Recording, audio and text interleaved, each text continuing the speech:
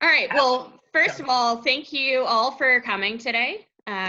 We're very excited to have Lane and Ruckus Skye. We are going to give them a few minutes to introduce themselves, but I'm gonna get us started with just a little information for any of you that don't know about Film Impact Georgia. We are a 501c3 nonprofit that was started in the beginning of 2019. We started essentially to create better foundations for independent filmmakers based in Georgia. We started with a grant program, which we are open for our third grant cycle, and that goes until July 1st. It's $5,000 and a mentor for a short film. So make sure you go to filmimpactgeorgia.org to check that out and submit your films. I will definitely drop some links in the chat. Other things we have coming up, we have a logline contest running right now that the deadline is next Wednesday. So you could win $150 for a good logline. So how much do you win for a bad one? Shame. Public shaming. No, I'm kidding. So first place gets $150, and then second place will get $50. And we're gonna run this monthly through the summer. So. All right. Well, how about this? I'll just give a little intro to you guys, and thank you all for listening and coming, and hope you're going to learn some really cool stuff. I'm very excited about our guests today, Lane and Ruckus, and I'll just let you guys take it away and tell us a little bit about yourself and your origin stories and what you're doing now. Okay. Well, tell Vivi we're not going to continue until she turns her camera on. If you're listening, Vivi, turn your camera on. Anyway, so we are, and you guys, hey, it worked! It worked! Dude, the power we have, it's amazing. We are, for you guys who don't know us, we met in Atlanta, we're from Atlanta, and that's it. That's our story. I'm sorry, I promise we're better at this. Choked.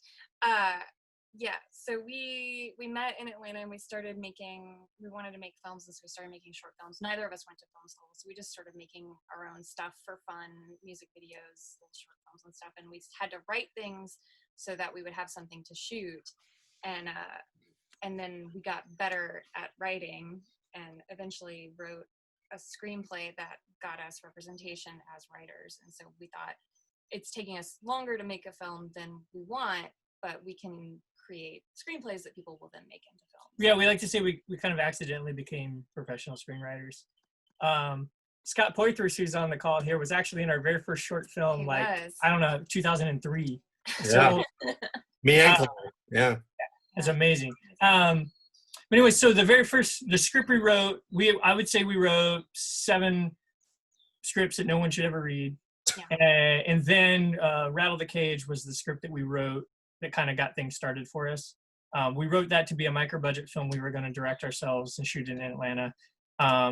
There's, for anyone who's ever heard of The Blacklist, they started, I think 2004, 2005? Something like that. They started a website, so it's not the annual Blacklist, but it's a website where you can post your script up. It costs a little bit of money, but then people can find it, producers and directors and things. That's how we got our representation, was off of that website, and that's also how Image Nation, who made the Arabic language version of it, found the script. They tried to buy the script. We said no, because we wanted to make it. They said, well, just sell us just the Arabic language rights. So we said, sure. So it was kind of like free money. So they went off and made their version, which is on Netflix if anyone wants to watch it. Yeah, it premiered at Fantastic Fest, and it was a super fun experience getting to watch something that we wrote in a bizarro world. In a different language. In a different language and different culture. And if you read the script and then saw their version of the movie, it's probably 80% the same, which is crazy because ours is insanely southern, very specifically deep South Georgia, and this is in the Middle East, and it's just, we were shocked at how much stayed the same. Mm-hmm. But it's really fun. That was 8 years ago. We still have hope that we're going to make that version of the movie. That's one of those development hell things that we can talk about later. But it's still in play. There's an actor attached right now, and we're still hoping to make that eventually. But anyways, that's kind of... Well, you forgot. What? We directed a feature film while we were waiting. Well, I was going to say that's how we got started. Okay.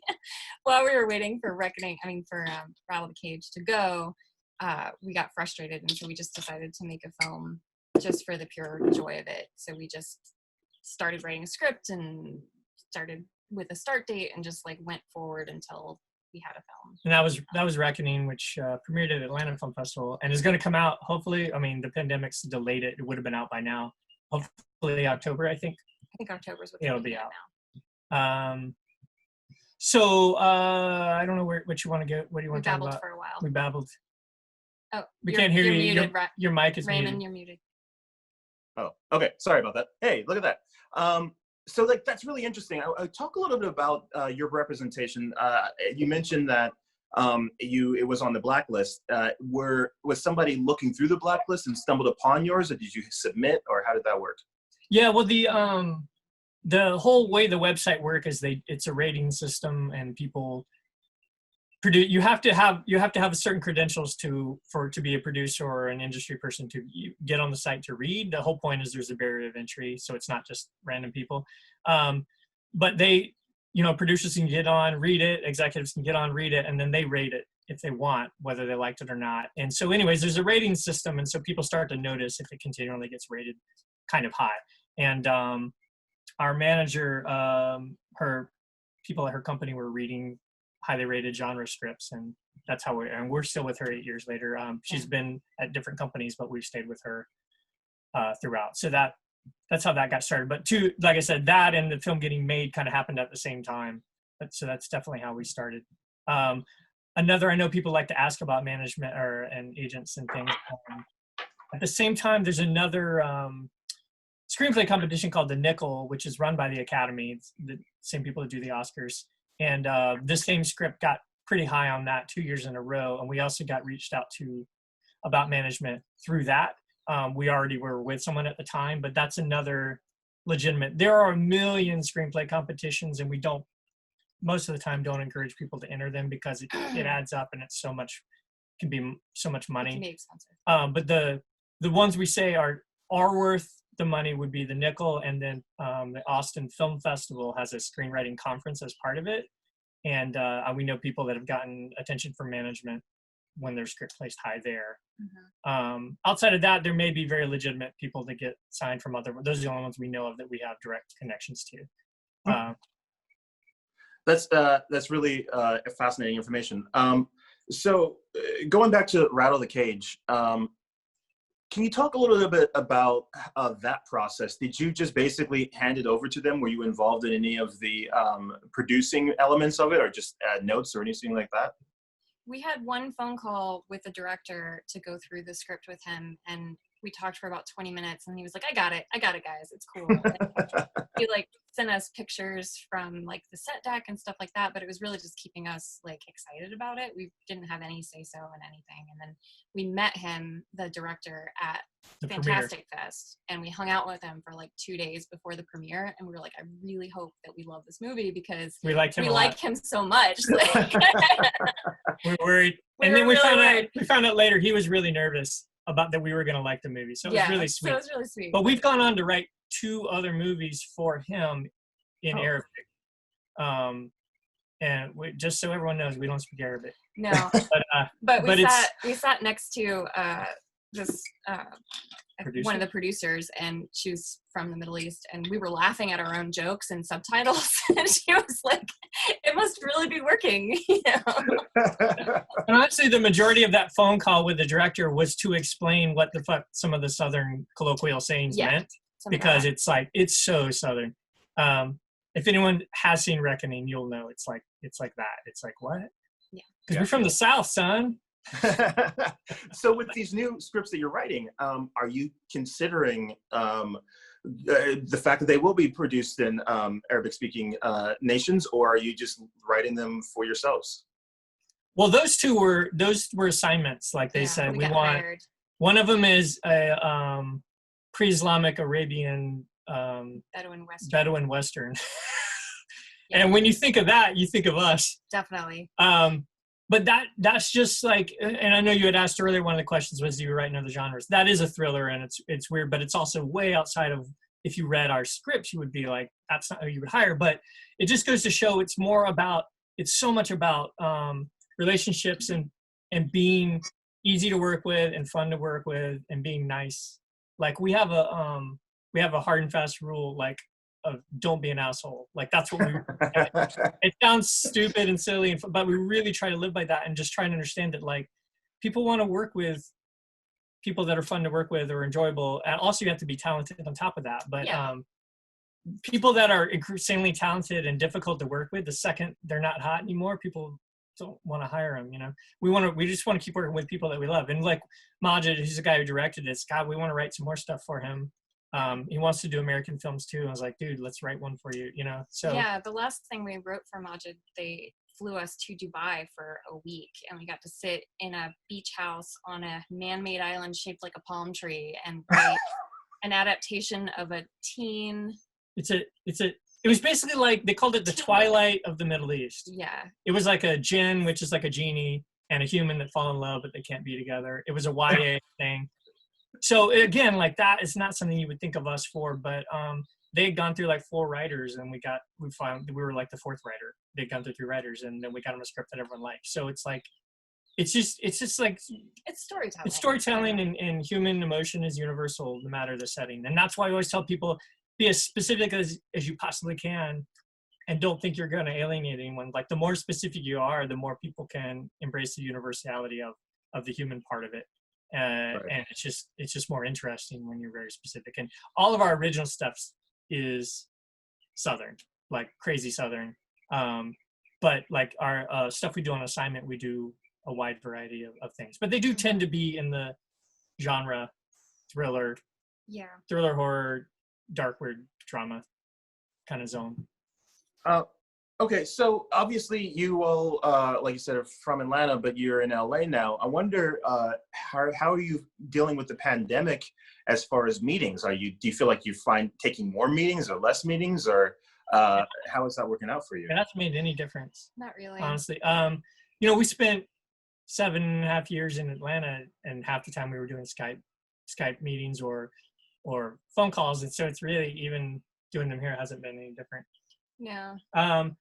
Almost the only time we do a meeting face to face is generals. You're meeting new people. Once you're into a project, they just want to do a phone call. They definitely don't want to sit face to face to give you notes. No. Everybody's lazy. They don't want to drive anywhere. If everyone saw each other's faces when the notes went back and forth, then things might fall apart. So it's, it's better to be on a phone call anyway.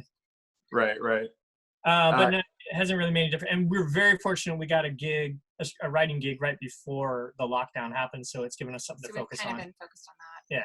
So fantastic. Are you able to speak about that at all, or is that kind of online? No. We're not. Okay, that's fair. I'll say it's Southern as hell. I'll tell you that. Okay, great. We're very excited about it. Yeah. So tell us a little bit about your process, since you are a writing team, and obviously not a lot of people can do that with their spouses or anybody else, quite frankly. And talk a little bit about how you do the nuts and bolts of it. Do one of you is mostly standing in front of the computer, and are you switching scenes around, or talk to us about it? Oh, okay. So I'll tell you where we're at, and it took a while to get to it, and it is continuing to. But for the general. Okay, in general, we break the story together in the room, the classic note cards on the board and talking out ideas. So all of that we tend to do in the room, and that's the most 50-50 part of the whole process, is that we're both breaking it. Once we start writing, and I can go through all the phases of it. Once we're like literally typing on, and this is what I look like when I type. Like that. I'm not even joking. That is that's why my name's spelled out. Once we're actually typing, we're in completely different rooms with the doors closed, with text message up. Yeah. And it's like, if the door's closed, don't talk to me. And we're writing. We write in Dropbox, in an elaborate folder system. We break the scripts out down to literally scenes. So there'll be 40-something scenes. Yeah. But that way we can each be iterating a different scene at the same time, so we can write faster. But it goes like from scenes, and we'll put them together into sequences, then we'll put them together into acts, and then we'll put it together. And so each one of those is iterated so many times. By the time our first draft really reads probably like maybe a 4th draft of someone who was writing on their own, because everything's been polished so many times up till then. I mean, there's still a lot of rewrites after that, but that was the groundbreaking thing. Once we like Rattle the Cage, I wrote the entire first draft, and then she went through and did a rewrite of the entire first draft, and that shit took forever. But once Dropbox came into existence and we figured out that we could iterate scenes like that, it goes so much faster. But the roughest rough is we go, whatever our starting point is, if it's assignment or ours, we start with a log line before we write any. We'll have a bunch of ideas, but before we write, we start with a log line. And that was the huge breakthrough for us. Because before the first 7 scripts I said, they were terrible. We would come up with ideas, start writing them, and then later we couldn't explain what they were to anyone. We were like, I can't really sum this up. You just have to read the script. And that's so fucking stupid. And finally we were like, let's distill down to one sentence what we're writing before we try to write it. And the very first script we did that with was Rattle Occasion. That started our careers. So we've done that ever since. So it sounds like such a simple thing, but I try to drive that home to everyone. Like, and we have a little I should have given you that. I gave it to Allison. She should feel special.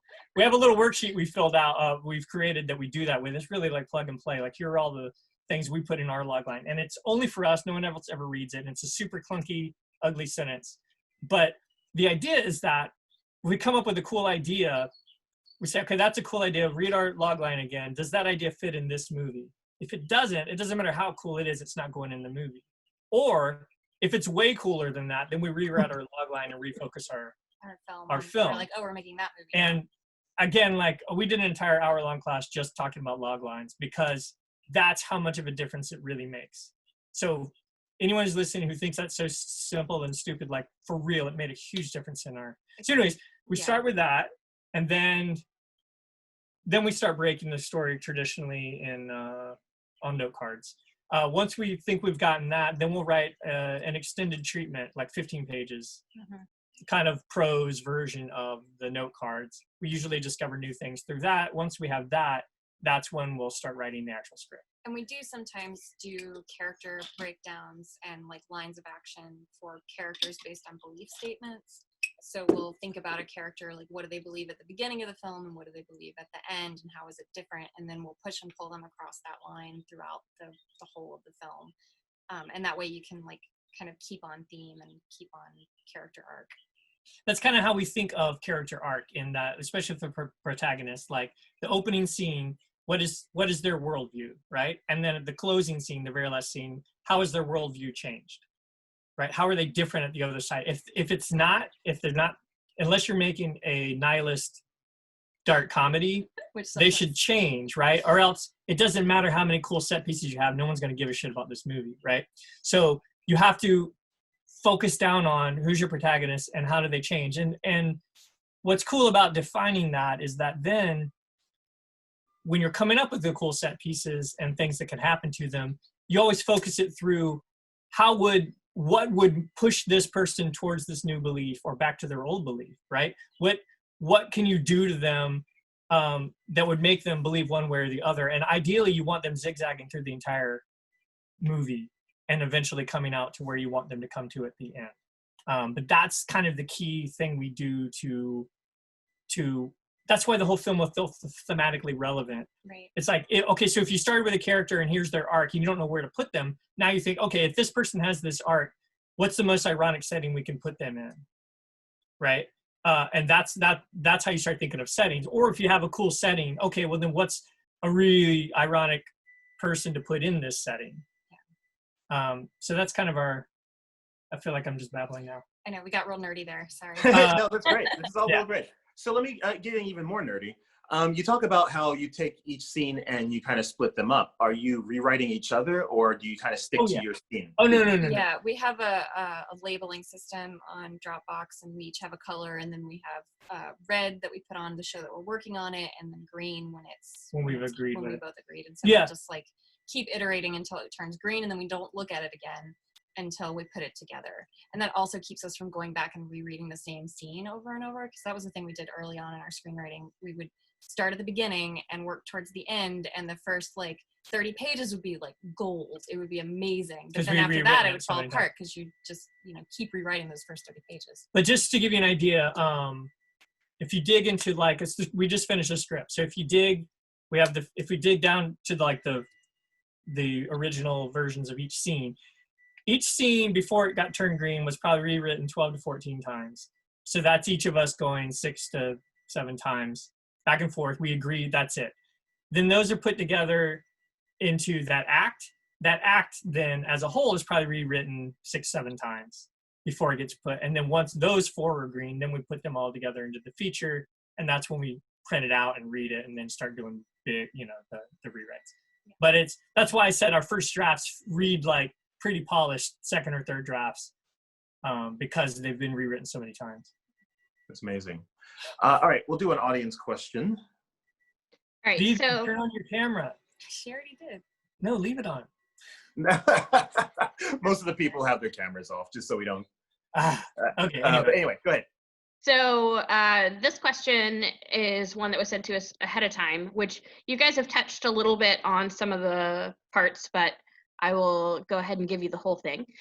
I'd love to hear how you walk through your process of how you go from coming up with an idea to fleshing it out into a story, to breaking it down into themes and defining your characters. I know there are several different schools of thought about characters. Some writers argue the fewer the better.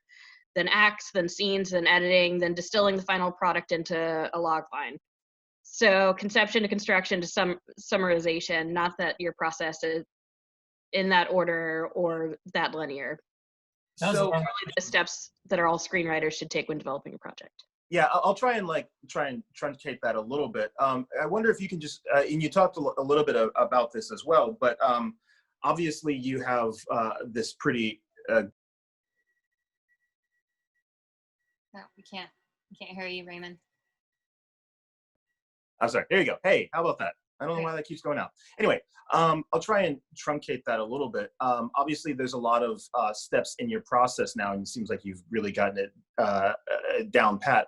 Can you talk a little bit about the things that you have learned to help you get to this point, whether it is actual like books that you've read or literature, or is it just the trial and error of it? Because obviously there's a lot of different ways to do this kind of stuff. It's been 99% trial and error. Yeah, I mean, reading a lot of scripts helps when you're early in your career, just seeing what the pages look like. We've definitely taken things that we liked formatting wise and whatever from other scripts, but 99% of it has been just like trial and error. And then, Go ahead. go ahead. I was just going to say, yeah. Sky. What if we were going to say the identical exact same thing?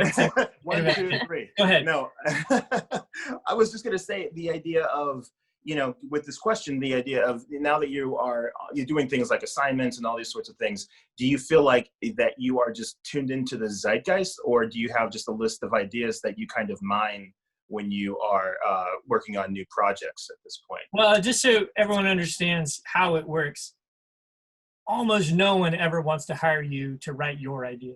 Like that, just no one, everyone has their own, anyone with money has their own ideas and their own scripts they want made. So I can tell you how many meetings we've been in, and they're like, what are you excited about? And we'll tell them, and you just see it like, and it's not because it's a bad idea, it's just because they don't really want to know that. Yeah. And not to sound jaded, but so much of it is about IP. Like we have this book we want to adapt, or we bought this script that we love the concept, but the script's not quite there. Will you rewrite it?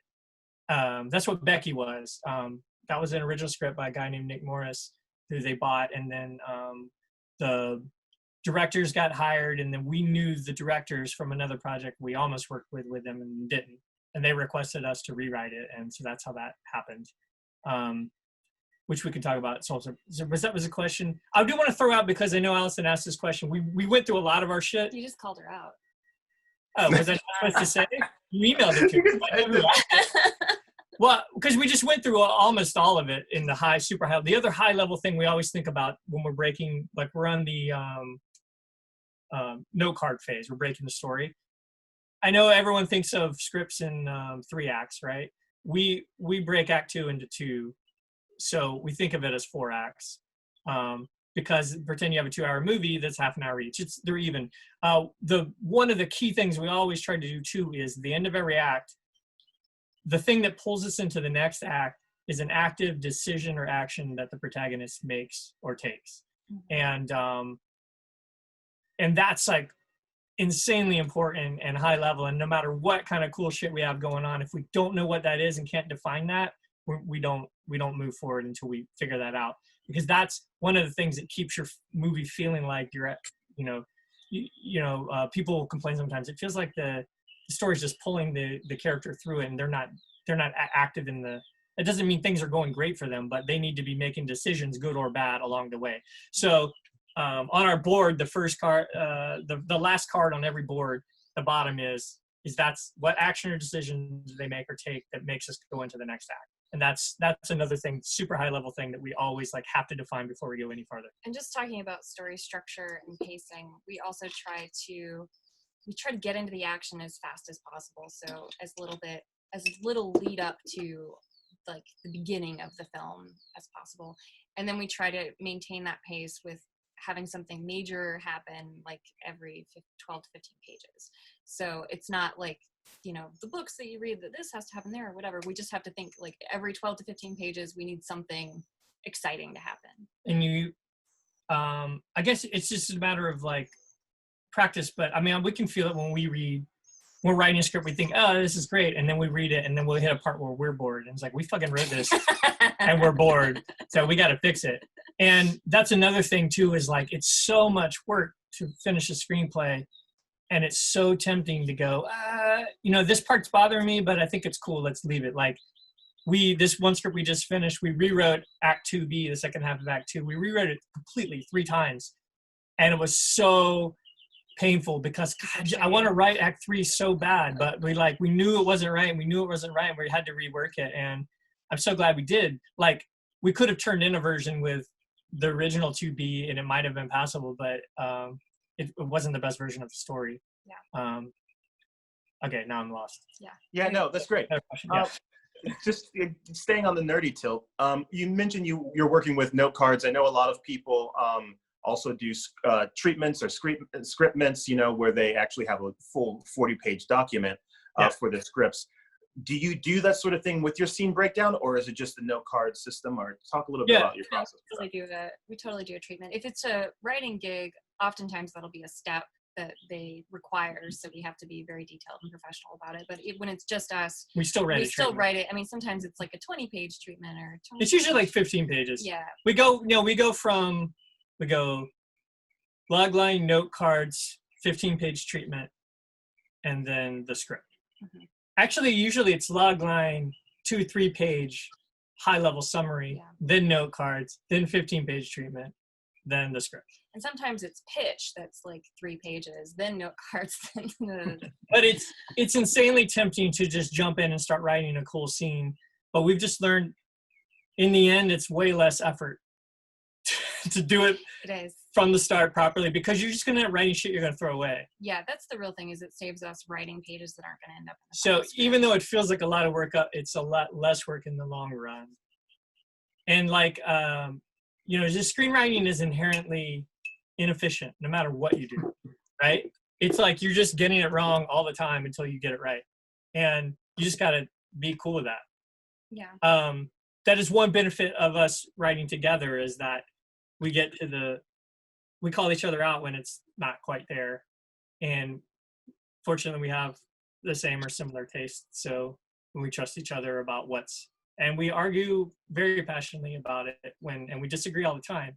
But whoever, eventually we usually get to a place where we're both happy. Yeah, and it is nice to have a partner that you can rely on to do the parts that you really don't want to do. Like, and just put like asterisk, something here, and then send it off, and then he comes back and something's there. It's amazing. We do that shit all the time. Like I was like, I know how to get into and out of this scene, but this shit in the middle, I'm not really sure. And we'll literally I'll leave Lane a note, like something like this goes here, like figure that out, please. Mm-hmm. And then she will. And so that's a benefit for sure too. Great. So talk a little bit about Becky. And you mentioned that this was something, a writing assignment that you came around with. Once you, did you have specific notes that you were given about the script? It was like, we don't like the protagonist, or this person is unlikable. Something like that you had initial assignment was, or they just said, make it better? I mean, it was largely make it better, but we had conversations with directors about the things that they liked and didn't like about the script and the concept. And then we pitched the producers what we would do, and then we were given a very short window to make those changes. Yeah, it was. Yeah, it was. It was both. Honestly, it was like high level things and then very specific things at the same time. Just for fun, just FYI, you should know that our pitch in getting the gig was we want to set it in Georgia. Yeah. And we were like very adamant about that. Specificity of place. And then this is just a fun little, and then at some point they shot it in Canada and the directors said, yeah, it just doesn't look like Georgia. We're just going to make it Anytown, USA. And we were like, you guys are from New York. You don't know what Georgia looks like. And I got like jokingly, but kind of fake got upset. I was like, it needs to be Georgia. Anyways, they finally sent us pictures of a fake Georgia license plate on the back of a car, and it said, are you fucking happy now? We're like, yes, we're like, yeah, happy. We're happy now. Anyway, yeah, so we made a pass that the directors read several times, gave us notes, and then that went on to producers. They approved it. They got a green light. At one point, Simon Pegg was attached, and he gave us notes. And he gave us the most amazing notes. They were really insightful. Nothing to do with his character. They were just, let's make the script better. Some of those notes stayed in even after he unfortunately left the project. And then when Kevin James came on, there were notes, and then the reality is that once it got greenlit and the actual locations there, then it was like, okay, things have to change. 70% of the movie original script took place at night, and they were like, the lead actress is under 18. We can't afford to do this all at night shoots, so we had to change things like that, just like production, budgetary restrictions. Yeah, there was a lot more action with the dogs, and they were like, we can't afford all this dog action. And so a lot of that, and the directors were incredibly collaborative, and they are not writers, and they know it, and they appreciate writers, and they're great, incredibly collaborative, and kept us in the loop the whole time, and even down to like helping write ADR and asking for notes on the edit and stuff. It was a great experience with those guys. That's amazing. So now that you're in LA and you have management in this whole situation, you said that you have a writing assignment at the moment. How are you juggling multiple projects? Or are you mostly focusing on the one, or are you taking time to do your own stuff too? We're juggling on a unicycle. That's how we do it. Hey! We put most of our effort on the thing that we're getting paid to write. And honestly, I love mono-focusing, like when we're only doing one thing and we just do it 24/7 until we're done. Like that's really satisfying. But we also have other projects that we try to fit in between. We have a wall with tons of projects. Like we have a separate wall with everything we're pitching on. We have a separate wall with just specs. We have like long-term 10-year ideas, like, hey, we'll probably do this 10-hour limited series at some point, but so we just think about it. And then we have a bunch of short-term things we want to do. But I mean, we generally, it's like, if we're on assignment, we're getting paid. That's the thing we're doing until the deadline happens. Yeah. Is that the question? But we do, we have like business meetings frequently where we go down the list and we try to make some progress on it is very much like a lot of like, a little bit per day. And this is the way I think about screenwriting, is I try to tell people, like, it's a marathon. It's not like, it sounds romantic to lock yourself in a room for 3 days and pound out a script. But the reality is, like, dude, write 1 page a day, and in 4 months, you'll have a completed screenplay. Like, no joke. And it's not a high stress pressure thing, Right. It's treat it like a job. And so we treat all of the other projects that we want to do that way. And it's like, okay, we can't focus really on this, but we can do this one little thing today or this week that'll keep it moving forward. And you got to just keep doing that, because you will spend a lot of time pitching on projects that will go nowhere, and you spend a lot of time, working on things that hopefully eventually long-term will pan out. And there's nothing better than someone randomly asking for, hey, do you got anything like this? Oh yeah, we do. We have, because we've been working on this even though no one asked us to. Yeah, and we try to have a lot of irons in the fire too, because you never know what's going to go forward, especially as a filmmaker.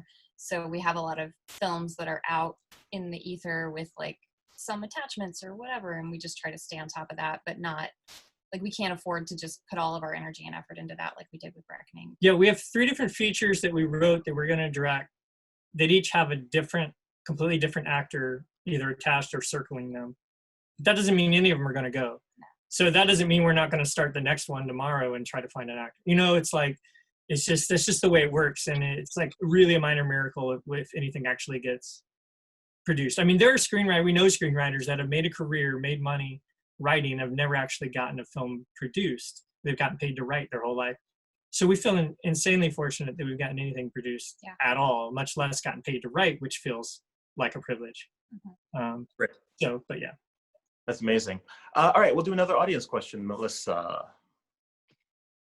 Is it ever awkward when you get brought in to make a script better? Do you ever interact with the original writers? They never, that's a good question. It's not usually awkward because the writer's not there. Yeah.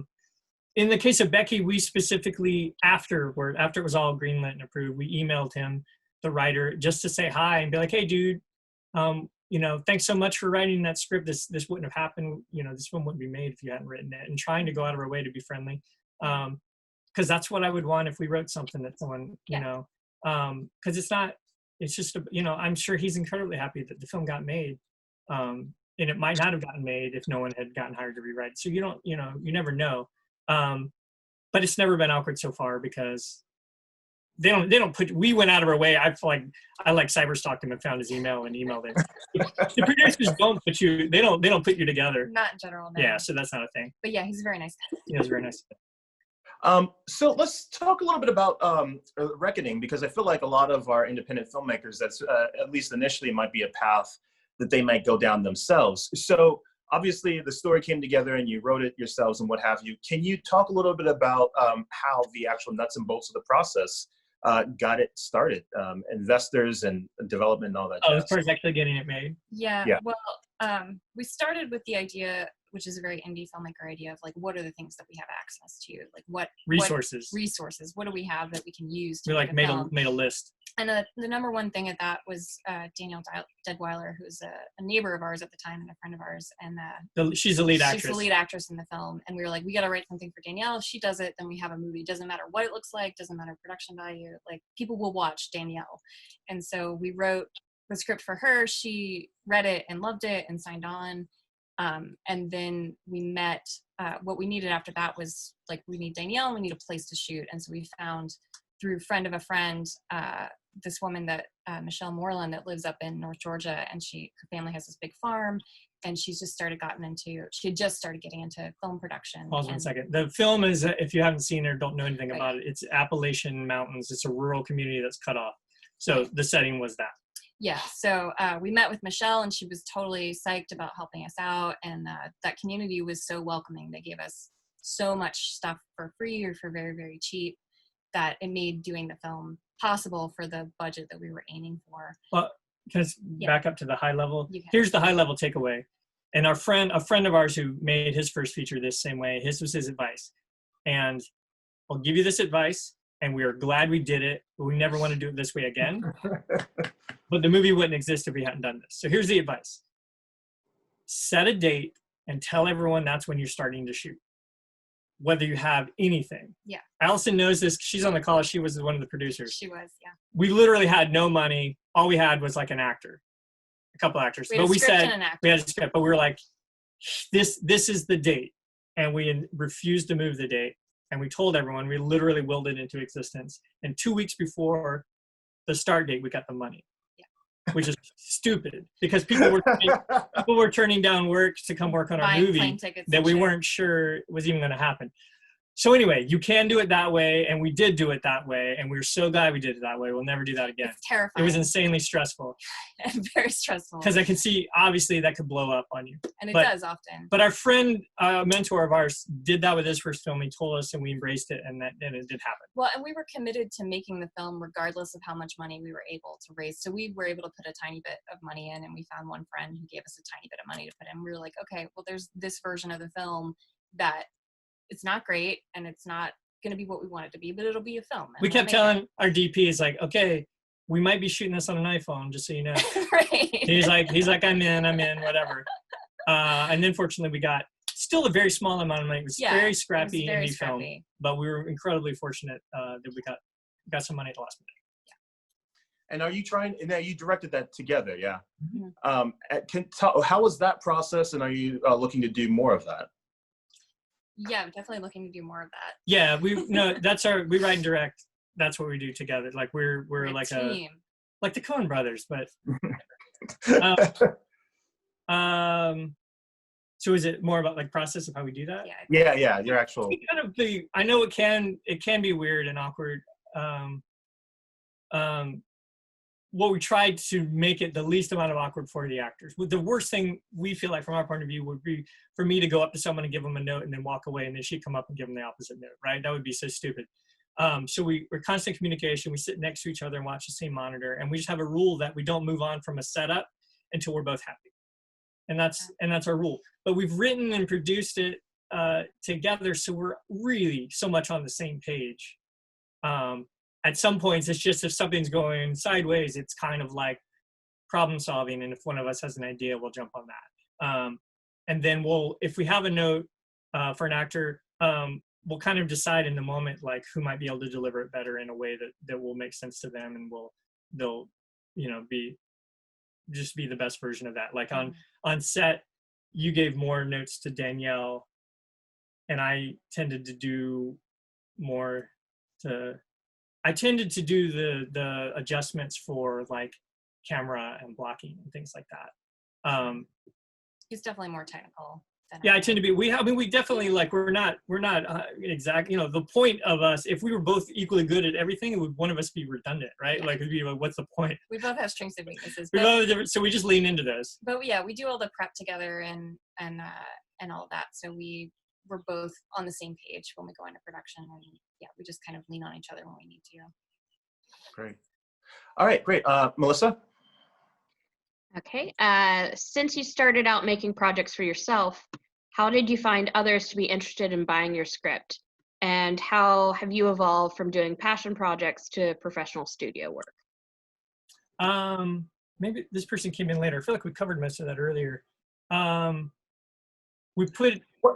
Yeah, how do you want to handle that? Yeah, I guess it's more so just, I think since we did cover a lot of that already, maybe some of the idea of putting your, what you brought or learned from things like The Reckonings that is like definitively yours into something that like Becky, which is definitively not yours. Do you feel like as an audience member, someone would be able to say that Becky is like just as much as a Lane and Ruckus movie as Reckoning was? Or do you feel like you really had to adapt your style and your voices and all that to make a whole new project?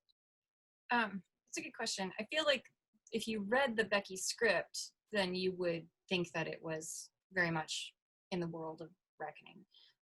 But then, you bring in other directors with their vision and all of that, and that shifts that. And so it becomes a little more of their voice than what we put on the page. But yeah. I think naturally everything that we do does have some of the same aesthetics and some of the same taste that we do on our own projects. And I'll just say this: when we write an assignment, we write it like we're directing it, whether we are or not. And we write it the way we don't write any differently if we're directing than if we're not directing. And we get as specific and nuanced and detailed as we possibly can. We put camera directions in there. We put all kinds of shit. No one has ever fucking complained. I've never had a director go, "Hey, will you take this camera direction out?" If they don't want to do it, they're just not going to do it. They'll just shoot. They're going to do it themselves. But the point is, it needs to feel like you're watching a movie when you read it. Yeah. But that's, I guess I'm getting off on a tangent. You are. No, that's good. That's relevant, though. I think that's really interesting because I think that's one of the notes that you kind of read sometimes in screenwriting blogs or whatever is like, don't direct the film that you're writing or whatever. But I mean, anyone who tells you there's rules is one, not a professional screenwriter, has never been paid to write, has never sold a script, has never sold a pitch, or two, is trying to sell you something. That's how I feel about rules. Yes, that's the Craig Mazin from Script Notes way of thinking. That being said, that doesn't mean we don't give a shit about pacing and structure, and it's just it's just, am I entertained when I watch it? Is this the kind of movie I would want to see? Well, yeah, and I think a lot of it is being able to read the script and see the film in your mind and like know what that looks like. And so being able to do that, you know when it's slow, you know when it's fast, you know when it's working, when it's not, and just being able to visualize what you're writing can really help getting past that point of what's on the page. And I think going back to being hired for other people, we have also, like when we're working with Majid, we know what his directing style is. We know he's very visual and very action oriented. And so we will gear the script a little bit more towards his We'll lean strengths, into that. Yeah. knowing what he likes and what he is looking for than what we would do if we were directing. Right. Though I will say the caveat to that no rules is you can do whatever you want in your script if your script is good. Yeah. Like when people say things like don't do voiceover, it's because they read a script with terrible voiceover. But that doesn't mean adaptation is an amazing movie, you know? So do crazy formatting or do whatever the hell you want if your script is good. And that's the part where, oh, can you still hear us? Yeah. Anyway, okay. We'll move on. Great. Melissa, do you have another one? Yes. As a part of your process, do you read your pages out loud to each other, or do you bring in actors you like to have a table read and see how the dialogue hits your ear? We bring in actors that we hate. That's a joke. No, we don't. We have done table reads and do if it's something we're going to direct. Mm-hmm. But if it's an assignment, well, we don't. We have not done that. We don't do that. No. The only thing we do is that we're typing everything on a screen, so when we're ready to read, we print it out. It makes a difference holding a physical piece of paper in your hand. You catch things you wouldn't catch otherwise. Yeah. You know, it's funny. I was just hearing this conversation about this, and read-throughs sometimes can be, you know, damaging because an actor might play up a scene for the room, for the laughs, you know, and you realize, oh, this joke got a lot of laughs in this room, but in reality, the other person who should be more subtle and all these sorts of things where the camera's right up against their face, that is not reading as much just because everybody's playing to the literal room. So yeah, read-throughs might have their place for some logistics, but they may not be for everyone, especially if you're, you know, still trying to figure out what the story even is. The couple things we've gotten out of read-throughs is mostly the only part we care about is what were you confused by? You know, was there any part you didn't understand? That's the kind of stuff we care about. It's not like, hey, like if someone, a line I know is funny and they deliver it in a way and no one laughs, like, I don't give a shit, I know that's funny. You know, I know that from doing commercials, like the biggest, hammiest moments that everyone laughs at will never be in the commercial because that shit's not funny. Like, you know, that's not acting. It's funny on set, but it's not going to. Yeah, funny on set is a whole different thing than funny in the edit. And that's the same way with table reads. You're right. Like, but yeah, we don't do that. Although it is, I will say, the couple that we've done with an audience, just feeling the room and like when people get up and go to the bathroom and when people cough and whatever, like not necessarily being married to that, but just being aware, okay, maybe the script drags a little bit here. We need to make sure that when we shoot it, we do it in a way that's exciting, or maybe we need to adjust something. Great. Melissa? Could you speak more to your process and thoughts in writing and fleshing out the parts of Act 2?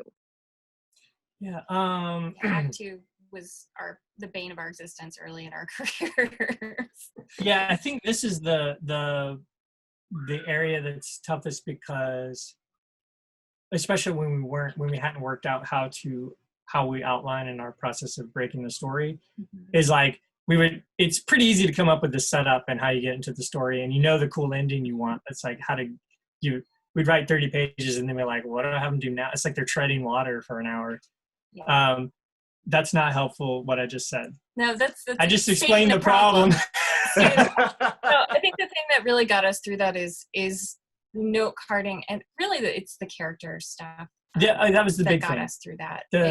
Is understanding where the character needs to be pushed and pulled, and then you have an engine that drives you through Act 2. Yeah, because if it's like like we're saying earlier. In fact, a lot of this we got from Craig Mazin. So if anyone's not aware of the Script Notes podcast, Craig Mazin did an episode called How to Write a Movie. You should go listen to. I saw that talk live in Austin a couple of years back, and it was like, so that made a huge difference. Anyways, the point is like what we were talking about earlier with the character's worldview at the beginning and the end. We'll just sit there and make a riff of like how many different ideas we can come up with that would challenge this person in that worldview, right? And you can come up with way more than you can ever put in a movie. And that's kind of a lot of how we come up with what happens in Act 2. And I'll say breaking it into separate acts, like with the midpoint in the middle, really also helps make it more bite-sized and manageable. And it's not as daunting, like, oh, fuck, I've got so many pages to write. I mean, we basically write, like, say if you have a 90-minute movie, we write 8 12-minute short films is how we think of it. It's like it starts and then we have a midpoint of that act, and then we have the end of that act, which pulls us into the next one, and then a midpoint of that act, and then that's that midpoint of our movie. It's just about breaking it down and constantly having the character make and take actions and make decisions that pull you in, propel you into the next thing. There has to be things that happen to the character they have to react to, but those are, they're minimal. It's more about what are they actively doing.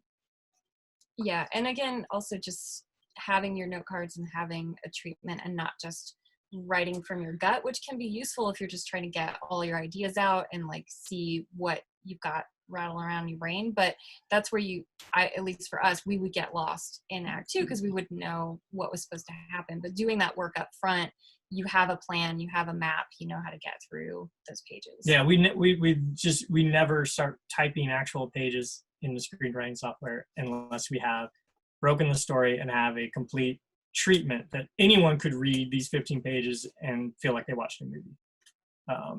Because then at that point, we're fleshing that out. I mean, you always find new stuff and you stumble on stuff, but yeah. But we could tell you at that point, we could tell you the whole story, beginning to end.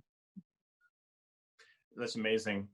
So we're getting close to the end here. I wonder, since you are, it seems like you're getting some writing assignments and you're having some traction with your writing. Moving forward with directing, how are you planning on, I guess, moving forward with that? Are you going to be doing another short film? Do you feel like you're just going to be trying to go out for assignments on that sort of thing? Or what are you moving forward with directing? Well, like I was saying earlier, we have 3 scripts that are in development that each have an actor attached to that we're going to direct that we wrote. So like we have so many like things out there already, fishing lures and that. Yeah, it's really all about like the way we did Reckoning.